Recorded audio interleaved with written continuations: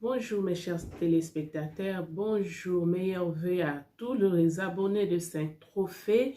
Napesi bino mbote mingi, bon dimanche aussi. Nzambalo la abate la biso nyonso. Tokomi na virage à Suruka pour dire au revoir à 2021. Tokomi na porte à 2022. Je souhaite tout le bonheur du monde à tous. Bandeko balandi toye lisusu ko solola lokola momesano avant na kende prière to solola nanu biso to sambela na après-midi to solola nanu makambo ya Congo mboka na biso Congo mboka na biso boko bakoko na biso batikela biso na botami na fungoli miso naza congolaise na pona te kozala congolais na pona province nanga te mais nzamba pesanga ngo d'office et nakolobane kaka merci parce que la Bible me dit tout ce que Dieu a créé est bon, donc je lui dis merci.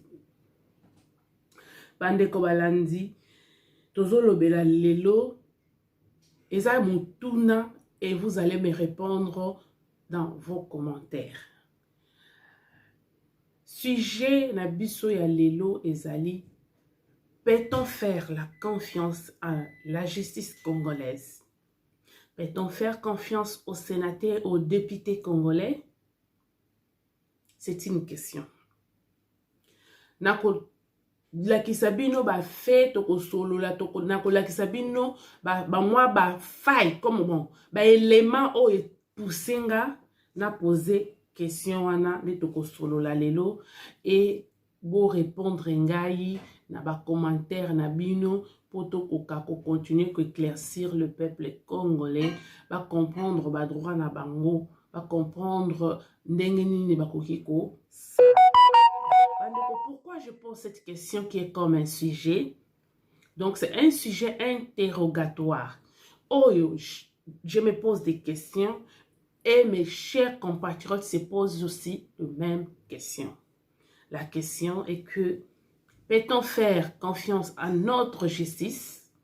Peut-on faire confiance à nos députés et sénateurs? Pourquoi je dis cela? Bandeko, nazuita ya kolanda procès ya Chebea, les procès tant entendu. Nazuita ya kolanda procès ya Rossi Mukendi. Parce que ba procès mosusu na nefungwa mbete, ba procès o ezaki nano tozayi ko bundela makasi o bato nyonso bazayi koloba c'était la mort de Rossi, c'était la mort de Chebea et Bazani. Ba procès wana ba tchakiang ba sele kiso procès o tozayi ko benga spectaculaire. Le vrai et le vrai assassin bazaki innocenté et le pauvre innocent était dans la prison. Mais comment est-ce qu'on peut faire confiance à notre justice si les innocents se trouvent en prison et que le vrai commanditaire se trouve en liberté? C'est paradoxal. On doit en parler. Nalandi ba procès wana mibale ezosala passe. Non seulement nga ezosala bisonyo au peuple congolais passe. Et à ces faits, les gens n'ont pas confiance à la justice. Est-ce qu'ils ont raison ou pas? Vous devez nous répondre. Les avocats, les juristes, les politologues, les intellectuels congolais, répondez-nous. Peut-on encore faire confiance à la justice congolaise? Peut-on encore faire confiance aux députés et sénateurs? C'est un sujet interrogatoire. Répondez-nous. Bandeko, soki nazolanda dossier ya Chebea na Bazani. Milambo soki nazolanda ba dire na ye asa ko se contredire par rapport ya ba audio oyo yazayi koloba tango azaki na Belgique. Mais il y a contradiction entre ba ninga na ye oyo abaye pour ba sambane ensemble. Si vous remarquez bien, procès, wana bokomona que il y a deux camps qui se forment. Et ça na kamususu bazali ko banga koloba ke c'est John Numbi. Mais si tu dis que Eza John Numbi muto abomité, quel problème personnel oyo zalaki nango na chebe na bazan pour mettre fin à la vie na bango? C'est la question qu'on doit se poser. S'ils ne veulent pas citer John Numbi, ils ont peur, on sent qu'ils ont peur. S'ils ne veulent pas citer les gens que Muyambo, si c'est Muyambo, est en train de citer, quelle raison particulière oyo bazalaki nango na Chebeya et Bazan pour babomaye si eza Johnny Numbi mutatindi bangote? Hein? Est-ce que cette fois-ci on peut faire confiance à cette justice? Ou bien c'est le procès spectaculaire et après tokomona le vrai coupable devant la barre. Bande, ce que bolandi ba audio ya Muyambo depuis azalaki na Belgique, il se contredit pas. Et azana remords, ça se sent que asala yango na volonté n'était mais à obéir na ordre. Mais ba oyo ya kuti baninga na bazo samba na bango bazali ko banga parce que mususu wana azali ko loba oh non yo muto pesa ki ba c'est que pesa invitation obengisi mutu mais otikali place wana te okeyo ke prière et ba pesi yo John Numbi akosimbi so de 3000 et quelques dollars. Pourquoi? On sent que il y a deux camps qui s'est déjà formé et tozo senga na justice na biso Muyambo azala protégé sincèrement. Nous demandons aussi au gouvernement congolais de protéger cet homme de Muyambo. Toboyi to yoka ke Muyambo abeli corona akufi na prison ndenge liwa ya oyo akufaki oyo nani le monsieur Oazali Kofile Félix Tshisekedi, le nom me reviendra dans ma tête. Kayimbi. Delphin Kayimbi. Toboyi toyoka liwa ya Muyambo lokola Delphin Kayimbi à se pendre à saliboye. Tu jusqu'à maintenant tu comprenant liwa ya nani Delphin Kayimbi te. Boutika ko sali la kabiso ba justice spectaculaire. Donc Muyambo, c'est quelqu'un à protéger. C'est pas pour rien indiment qu'au Zonga na Congo, à sa Kimaki. À Kimaki déjà. À sa qui déjà la sécurité. À sa sauva qui vit naïe. Mais il rentre au pays. Pour y avoir ça, la théâtre. Non, non, non, non, je ne crois pas. Ce monsieur est à protéger. Comme Petolo Baraboko, qu'on a vu ce que Makile à Chebeya, Makile à Rossi, Makile à Ndeko ya Chebeya, Ezaki Makas, peut-être Makilana, ne peut-être Elati, Muyambo pour abimisa, la vérité. Ne balobaka mbisi nyonso ebaleza ya kolia te. Bobo maka ezana mususu ekokanga mabino aw. Liwa Chebe kanga FCC aw. Liwa ya Rossi kanga FCC awa. Bakoki kosala nyonso. Elati bango. Même si beaucoup la sauver la justice à mokili, nde botia ba garde-fou pour la protéger. Mais boyebi ndeni boku felate.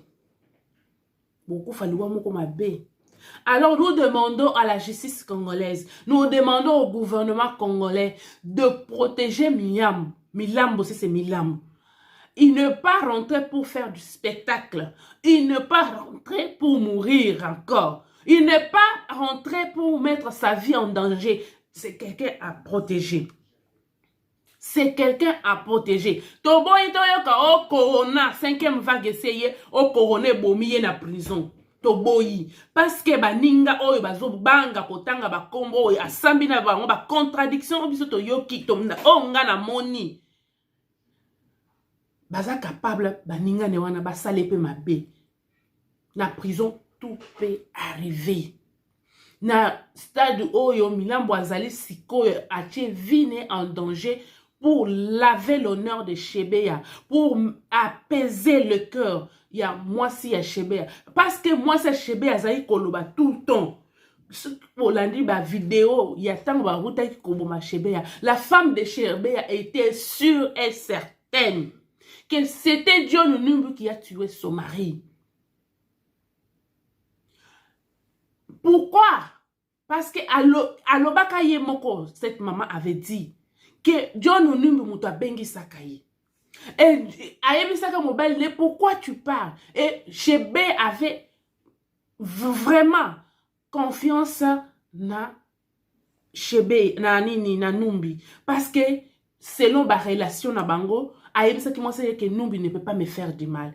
Mais il avait oublié, tu as lâcheté ton dengenine. Na époque Otozali, il avait oublié en politique, il n'y a pas des amis, il n'y a que des intérêts. Il avait confiance à son ami. Il avait confiance à des relations Kazalaki Nango envers John Onung. Mais il avait oublié que c'est les intérêts qui priment na kati ya politique. Il est parti avec toute confiance. Il est parti avec un cœur apaisé qui sera devant son ami, vit ses relations. Toyora que nani Chebea Sova numbi na bakambo mususu. Mais comme la politique vise que les intérêts, l'amitié, les relations ne comptent pas. Je ne sais pas si on peut dire que Chebea était lâche à ce point. Mais Dieu seul le sait. Donc, Tosengi Milambo Azala protéger. Toboyi justice spectaculaire. Tolingi. Basilisa enquête n'a pas union ce jadis ateki. Parce que quand on dit concession, ça veut dire eza est terminé. Parce que katanga ba parcelle. Qui sait ce qui a teki ba parcelle en montant à yoki que procès et bandit. Donc il faut enquêter, ba mettre Milan wa koye ba place one. Mais ce que c'est ba teki ko zalele moi passe. Mais il faut enquêter ma concession nyonso ye ateki. Il faut dire le bayango. Alors justice boye de biso. Est-ce que tu as la confiance na bino cette fois-ci? Est-ce que tu as la confiance na bino? Même Karine que ce qui c'est le keso oh makangi pour na makamba aussi. Personnellement, problème ni nazaki na ngona aussi mukendi. Il y a quelqu'un qui l'a qui l'a envoyé, qui l'a poussé à faire cela. Parce que Karine, la personne de Karine et la personne de Rossi Mukendi, il y a un conflit. Le chemin se croiser. Pourquoi elle peut arriver à mettre fin à la vie de Rossi? Rossi Azaki na l'autre côté de 4 églises. Est-ce que peut-on faire confiance à notre justice, à nos députés et à nos sénateurs? Na sujet il y a sénateur na biso na bani. Tout ça dans le cambo la justice. Bandeko. Justice na biso oyoa. Boye de biso. Notre président Félix Tshisekedi Tshilombo avait dit, dans un état de droit, la justice doit être indépendante. Ce n'est pas à Félix Tshisekedi de rendre justice. Mais nous avons l'impression de voir de constater que notre justice commence à en profiter. Notre justice veut des injonctions. Notre justice veut que Félix Tshisekedi puisse s'impliquer, donner des ordres. Donc vous ne voulez pas être indépendant. Vous savez, toujours comprendre. Après, vous voyez les biso, expliquer biso droit. Soyons sérieux. Soyons sérieux. Rassurons-nous. Notre justice doit nous rassurer. Il faut que nous, le peuple congolais, ayons confiance à notre justice.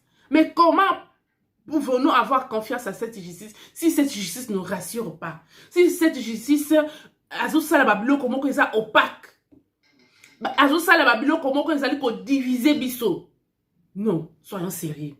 Nous savons tous que la justice ne peut pas rendre de verdict et plaire na batonios. Mais la façon dont vous le faites, C'est pas normal. Tozu likambo, il y a nani EPST. Ministre wan abiminde nini bakonga. Ministre azo bima na prison.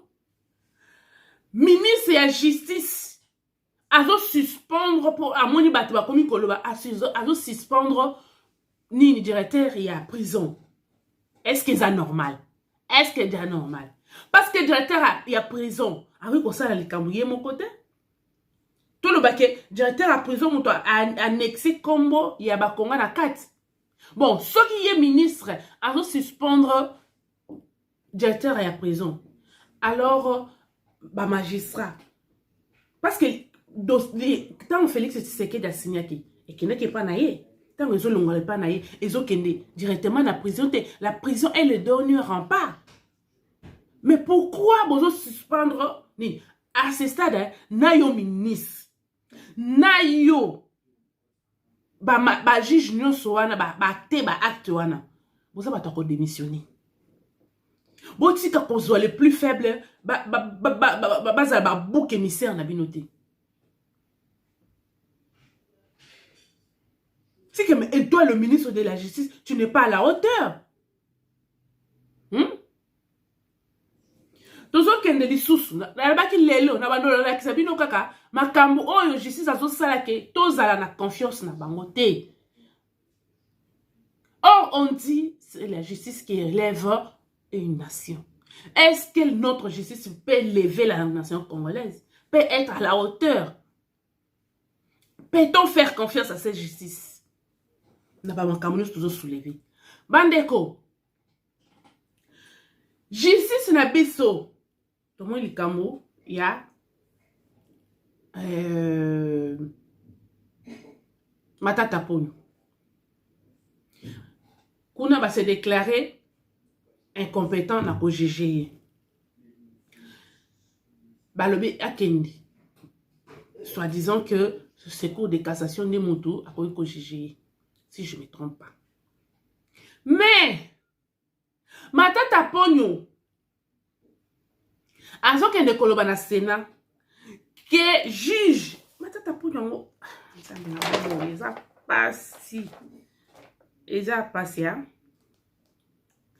Azo loba que procureur général près de la cour de cassation a signé pardon pour a déranger à quel Sénat bazongi sele ba immunité. Mais est-ce que ba pesier tant ba senge pardon wana, pourquoi ba senge même pardon? Soyons sérieux. Tant ba sengi a sengi nini wana, est-ce que ba pesier ordonnance de classement sans suite de ces poursuites? Hein? Nazo senga na justice na biso. Procureur général. Hein? Procureur général près de la cour. O sengi Matata Ponyo pardon. Pour déranger, selon yo. Biso to monite ko déranger ye. Biso to lui que il faut pas juger ye. Yo le bi que on est incompétent pour juger ye. O senge pardon, selon Matata Ponyo. Mais on peut signer ordonnance, il y a classement, il y a poursuite na ye. Parce que soka zala ki na ngala ngala na Sénat. Bande. Vous avez que justice na biso zocha biso na kokoso. Notre justice nous met en difficulté. Donc, le plus fort doit continuer à mater le faible. Non, aidez-nous, la justice. Prouvez-nous que tu as ça la sous confiance. Dans le procès, il y a Chebe, il y en a aussi. C'est là où nous allons voir que parce qu'il y a 100 jours, ma maison fabriquée, vous nous avez fait de spectacles. Et tout le monde a un bon pézon à caté. Tout le monde a une sanction gravité. Beaucoup ça la procès na sengi bino bo ça la rassou ba procès télévisé té. Pour bo pesa biso mité ma passe. Bo mbaka ba procès na bino, soki bo ça la yango, ti bo kata, ti bo ça la nini, biso to yebaka té parce que quand vous nous exposez ça, vous nous poussez à se poser des questions. Vous nous poussez à voir les choses que vous salango bien malgré la loi. Na yes qu'on a quand il y a des députés. Bandeko. Pourquoi nous votons des députés? Pourquoi nous choisissons des sénateurs? Député rôle Nezanini. C'est différent les lois. Député à sa bouche autorisée à peuple congolais. Tozo benga bango ba lobeli na biso. Mais est-ce qu'ils sont vraiment à la hauteur? Ya kozala ba lobeli na biso. Ça c'est une question. Hein? Est-ce qu'ils sont vraiment à la hauteur? Ya kozala la bouche autorisée ya biso. Eh bandeko. Pourquoi je me pose cette question? Aujourd'hui, il n'y a que des questions. Hein? Aujourd'hui. Pourquoi je me pose cette question, bandeko? Totindi va député dans l'Assemblée nationale. Pour différer la loi pour protéger le peuple congolais et la nation congolaise. Non, ba député ba comme koke, ba keyi na nini, ba bosani rôle na bango. Rôle la député ezate, tout ça ba député a na ba France. Tout ça mona ba député te ba sala ba spectacle ya kokende na commune moko, au pesi biloko akolia, okay awa, au tie robinet, okay awa. C'est pas le rôle d'un député. Rôle la député ezali ya kotika ba prêtre na kati ya parlement. Ko voter ba loi. Comme ça, la loi est applicable. Pourquoi je me pose cette question? Les lois, ils ont une question. Et vous allez nous répondre. Vous, les intellectuels, vous, les députés, des avocats, des magistrats, des juristes. Vous le barrez bien. Vous répondre, biso. Bandeko. Ba député na biso pour leurs intérêts. Ba sala que bato mususu bazala justiciable. Ça veut dire basala que ancien président ba jugé na ba acte commis pendant ba fonction na ye. Donc ancien président, ce qu'on président boma na yo, finga na yo, teka na yo. Donc tu n'as pas de morale. Parce que au yebike après ba ko juger oté. Est-ce que c'est normal?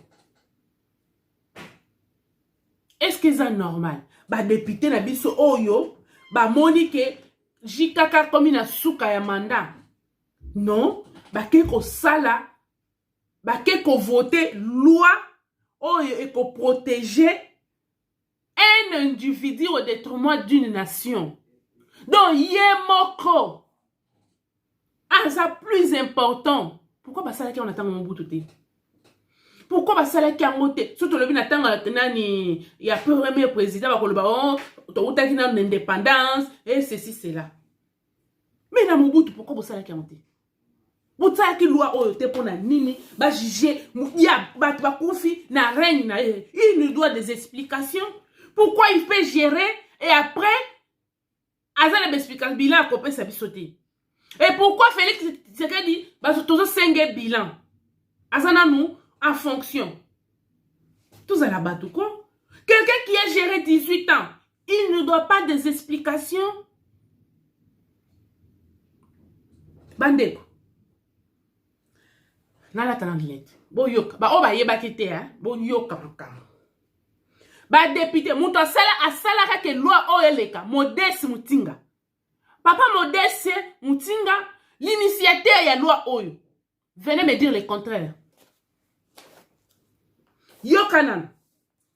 La loi sur le statut des anciens présidents de la République élus, promulguée le 26 juillet 2018, après son vote dans les 2 chambres du Parlement. Donc, ba député na biso. Baza pour na bisoté. Ils sont là pour protéger le pouvoir. Leur pouvoir. Boyo kabandeko. Mouto a géré biso. Tout n'a été. Mais pourquoi on demande à Félix Tshisekedi le bilan par les gens et les communicateurs de FCC-PPRD? Or, oui, non, mon sala et le donc, Kabila est plus important. Plus congolais que Félix Tshisekedi ou comment? Donc biso ba congolais to kufa likolo ya mutu moko. Yoka ba député biso to tindaki. Et cette fois-ci to voter bango tous. Yoka nan. La loi portant statut d'ancien chef de l'État. La loi numéro 18/021 du 26 juillet 2018. L'article 7 nango izoloba. Joseph Kabila, donc ancien président, est réputé inattaquable en justice pour tous les actes commis dans l'exercice de ses fonctions. Donc, oh, nous sommes là, lobby wana, eza nango, mai, bâton, likolo ya mai, et qu'on se sale nango, eloko mokote, et tcholi. N'attendez pas. On ne peut pas faire confiance à cette justice et à nos députés. Nous sommes des députés, na biso, ne ba sali yango. Ba député oyo, ne ba sali yango, ne ba tibiso na conflit oyo. Ba tout na te. Donc ba liwa nyonso bazo tanga bango ba commandité parce que ba tuana ba ko boma pona nini pona ko protéger ye. Ceux qui se sentir en sécurité, yango azai ko pesa ba ordre, ba boma parce que ceux qui y a pesa ki ba ordre te, ba nga ba boma te. Mais si yo ba ye ko sala si kon article 8 nango. Pour tout autre acte posé en dehors de ses fonctions de chef de l'État, il ne pourrait être poursuivi en justice qu'après l'approbation de 2 chambres tiers de membres du Parlement réunis en congrès. C'est pour cela que FCC est la élection, mabunda ba chewana, élection tamboma ba chewana. Mais va se réunir dans un congrès vite fait pour destituer Félix Tshisekedi. Mais balinga qui va se réunir pour Joseph Kabila. Bobi tuna na nos questions. Banda mabunda na tamboma ba longwe. Joseph Kabila est na Sénat de spectaculairement. Na Sénat, un ancien président sénateur à vie, à Zouroya na Sénat, président de l'Assemblée nationale, na président du Sénat, babimi bake koyamba ye libanda. Bosu bomona ngo wapi. Et les députés, bandima eloko wana. Dire batu oyo, biso toko voter le sous deuxième fois. C'est ces gens-là que nous allons encore voter? Non. Soyons sérieux. Donc, dans un article 8, pour s'ambisser na ba acte oyo à commettre na sima. Donc, par exemple, Kabila zotambola na nzela. A touti mutu na mutuka. Pour s'ambisser, il faut Sénat, na Parlement, sangana na Congrès. Avec nos députés ici, là. Vous connaissez quoi ça, les mains? Et quoi ça, les mains? Donc, il y a le plus congolais intouchable. Donc, lui, il est au-dessus de la loi. Oh, on dit, personne ne peut être au-dessus de la loi. Tout le monde dit Sarkozy. N'a pas acte, oh, il salami na liwa, il y a président à Libye. Sarkozy, bazo sambise ti les lots, bazo landela ye. Bazo landela na mbongo, oh, azwa ki ya campagne na ye, pour ne combattre campagne na ye. Aleki saki plafond, na montant, oh, ezalaki, pour na, kosa la campagne. Parce qu'avant de faire une campagne, ils ont un budget déterminé. Mais il y a l'excès budget wana. Mais biso to mona peut perdre bazo sa la campagne. Ba telebisi mutu ka ba kange balbala mobimba. Bazo bois kambongo. Bazo bois kambongo. Bazo bois kambongo. C'est un crime. Mais ba kanga batu wana te. Mais lelo oyo bazo protéger bango. Donc, so basala mabe babandotanga Joseph Kabila parce que bayebi ke bakokanga Joseph Kabila te. Mais pourquoi vous allez arrêter les autres? Faut botika bango parce que le commanditaire n'est pas nini. Il y a ça la nini. Hein? Il y a ça la nini parce que yé Azali qui est exécutant. Bandeko. Oyo mboka nini justice ango toko sala confiance ne yango yo ba député toko pesa confiance ne bango yo tala matata ponyo azongi mbango na kata Sénat pour que de senga immunité pour se protéger ba landele lisusu. Si tu es conscient tranquille dans ta conscience na yo oko luka immunité pour on a ni vite fait. Oh, procureur a sengé pardon. Intellectuel qu'il est. Ba sengé pardon. Oza incapable ya koyana nini document oyo. Ils ont sa classement dossier pour poursuite noté. Hein? Mais est-ce qu'ils sont normal? Est-ce qu'ils sont normal? Bandeko. Ils ont la députée, moi, je me suis dit, député, oh, ça lui loi que, bah, député, bah, ça la à 2 ans. Moi, je trouve ça, c'est normal. Dans chaque pays, si bah, monique, bah, loi, bah, vota qui? Bah, loi, éthique, la statique, ils doivent bouger. Si bah, monique, bah, loi, bah, tchaki, et comme ils ont le bah, problème, bah, changer.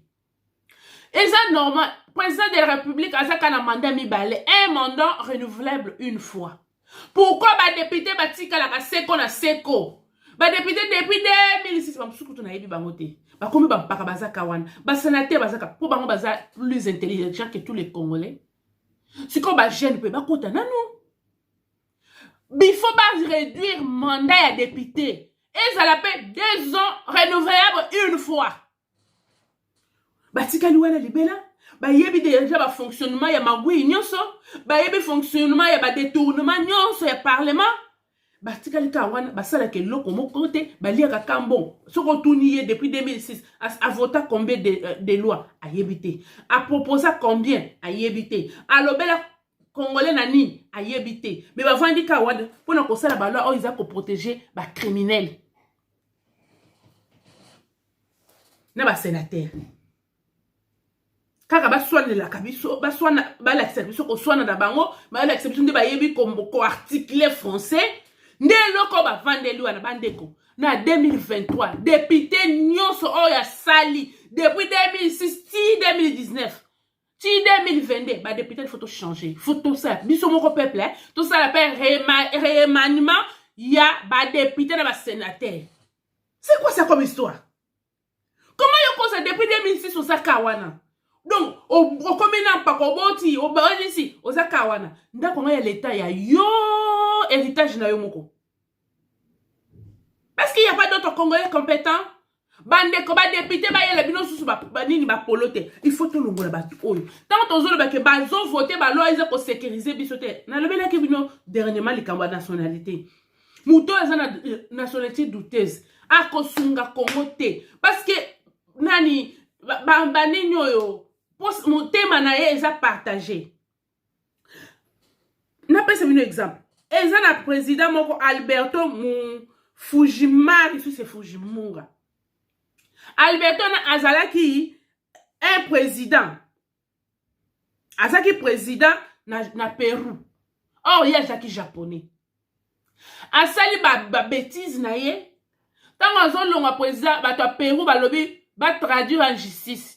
Boyebe loko salaki akenda mbango na Japon asenga protection japonais ba protéger ba lobi ke aza japonais aza Pérou te ba ko juger yete. Tu t'imagines? Mais tant aye ko comme président na Pérou Japon amona kite kaza mutu na bango. Donc azi ba bien nyonso ake ko placer yango na nino na Pérou. Erreur bato Pérou bakoki kosala yango te. Pourquoi biso berreur to sala ko corriger biso te? Tout changer ba loi te. Ba député ba vandi Suisse. Ba député ba vandi Suisse na ba sénateur. Ba vandi ka ba lia mbongo. Ba vandi ka ba sala chantage na gouvernement ba pesa ka bango mbongo. Ba vandi ka soki ba sepel na ministre wana te ba kotisi ba motion. Po ministre wana ya ko pesa bango mbongo. Musala ba député na biso to tindela ka bango. Est-ce que ça wana? Soyons sérieux. Nous n'avons pas voté des députés pour bâtir la motion de la ministre inutilement. Nous avons voté des députés pour sécuriser biso na makambo. Pérou bazwa les sommes la source erreur OET. Mais nous voulons que les gens qui ont 5 passeports, 5 nationalités, a comme président, dans le salle, déjà non azalaki gouverneur, azalaki ministre, ceux qui les camboyeli a kimi na pays mususu, a foutu si l'état congolais, bambongo, ba pénalité belé. Ba tourner à lui non, dans ça tel pays. Azongi, les lobos tokobi koluka, ba comme ba président. Tango akosili sa mandat na ye, akone ko se réfugier lisusu na ba nationalité ne mususu.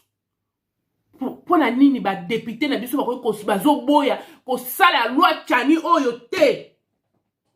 Pourquoi il refuse? Un député qui se met loi wana soke ye na ko lia mutu. O lia mutu pour la loi oyo za ko protéger nation au profit à un individu étranger. Oyo lelo soke yini ya ko kende place mususu yo ko tika la ko souffrir na bande kono ba congolais. Voilà le problème intellectuel ya ba député na biso.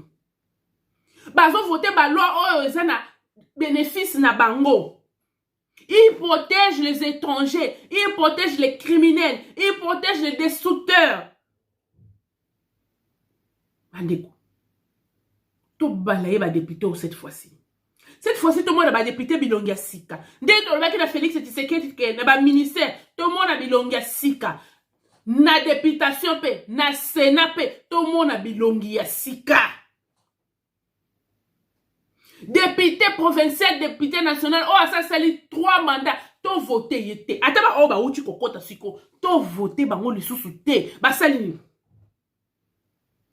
Un député azote les malobi to koli a mutu parce que loi Tchani ezo protégé au profit à un étranger comme président de la République, tant on va sili sa mandat, à qui se réfugier lisusu, ndenga se réfugier qui natango ya musée. Vous trouvez ça normal? Moutou a besoin de c'est 3-4. Aïe, comme président du Congo. Hein?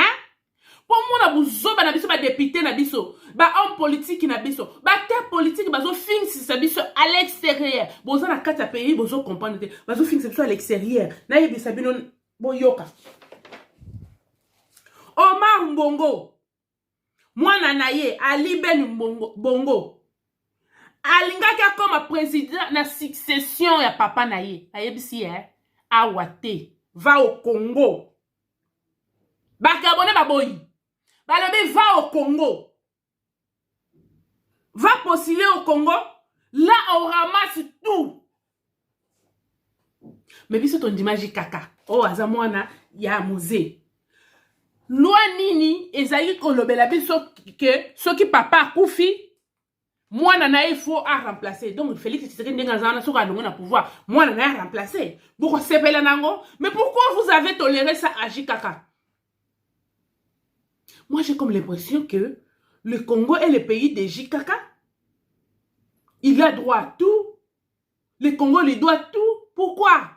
Pourquoi il a ce traitement différent? Un nos députés, bon, il s'est mis. Et puis, bon, azozoana. Bino ba député, bon, quand vous votez, quoi, nilé yango. Vous avez bon, Congo, ils ont la place. Un individu, il déjà milliardaire, millionnaire. N'a pas de bien ngoni.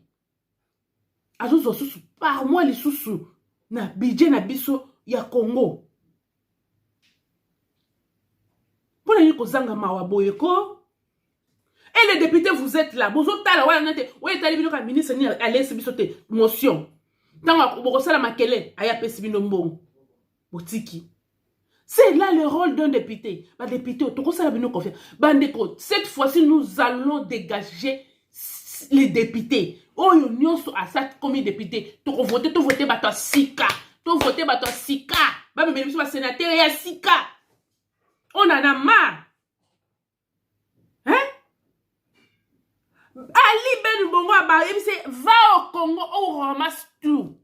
Un député belge à Loba, nous avons ramassé un jeune de 24 ans, je crois 24 ans, 26 ans, pour devenir le président du Congo. Donc, nous, le Congo, est la poubelle du monde. Donc, le Congo est la poubelle du monde. Non, soyons sérieux. Soyons sérieux.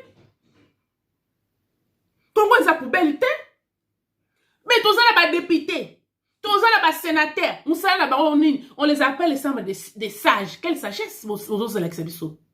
Il y a comment on va criminel? Hein? Il y a comment on va criminel? Non. Non, pas ça. Ayons pitié du Congo. Cette fois-ci, tu votes dans le bâtiment, tout il faut changer. Parce que il faut changer ma camboute, ma député, oh. Il faut changer ma camboute. Bah, vous savez, mettre Guy Lorando, ma boko, Congo, hold up. Guy Lorando, na 4. Il y a Kabila, quand tu tournes le bâtiment, parce que vous jugez été. Boko salelo comme côté. Mais bon, c'est juger Félix Tshisekedi. Vous allez destituer Félix Tshisekedi. Pourquoi lui a tous ces droits-là? Pas Félix Tshisekedi. Pas nous les Congolais. Parce qu'il est plus Congolais que nous. Parce que ma sœur de Batongaka Congo. Je ne comprends rien. Bande Kobalandi. Pour aller l'autre soukia. Et le Congo nazo senga pour cette fois-ci. Toyoka liwa ya milambote. Toyoka te wa kufi corona. Toyoka te à se pendre. Ne Delphin Kaimbe Kendaki. Toyoka te.